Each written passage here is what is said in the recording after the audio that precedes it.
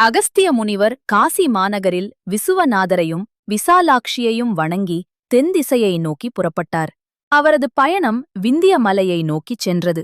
ஆனால் அகந்தை கொண்ட விந்திய மலை அகஸ்தியருக்கு வழிவிட மறுத்தது.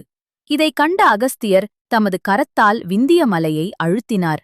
கைலைநாதனின் கால் கட்டை விரலில் நசுங்கிய ராவணனைப் போல விந்திய மலை அரசனும் பூமிக்குள் அழுந்தி அடங்கினான். வெட்கமும் பயமும் கொண்ட விந்தியன் குருமுனிவரின் பாதங்களில் விழுந்து பிழை பொறுத்தருள வேண்டினான். அப்போது அகஸ்தியர், விந்திய மன்னா, நான் மீண்டும் இவ்வழியே வருவேன். அப்போது நீ உன் சுய உருவை அடைவாய் என்று அருள் செய்தார்.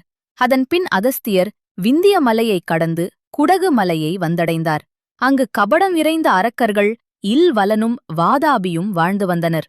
அகஸ்தியரைக் கண்ட இல்வலன் வழக்கம் போலப் பணிந்து அமுதும்ன தனது ஆசிரமத்திற்கு அழைத்தான். ஆனால் ஞான திருஷ்டியால் அகஸ்தியர் அவனது சூழ்ச்சியை அறிந்து கொண்டார்.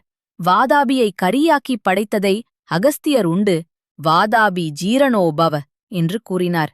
அந்த கணமே வாதாபி அகஸ்தியரின் வயிற்றுக்குள்ளேயே ஜீரணமாகி அழிந்தான். இதை அறியாத இல்வலன் வாதாபியை அழைத்தும் அவன் வெளியில் வராததைக் கண்டு திகைத்தான். உண்மை புரிந்ததும் இல்வலன் அகஸ்தியரை கொல்ல முனைந்தான். அப்போது அகஸ்தியர் தர்ப்பையை சிவாஸ்திரமாக பிரயோகித்தார். அந்த நொடியிலேயே இல்வலனும் மாண்டான். இவ்வாறு அகஸ்திய முனிவரின் தபோ வலிமை அரக்கர்களின் கபடத்திற்கும் அகந்தைக்கும் ஒரு முடிவை ஏற்படுத்தியது.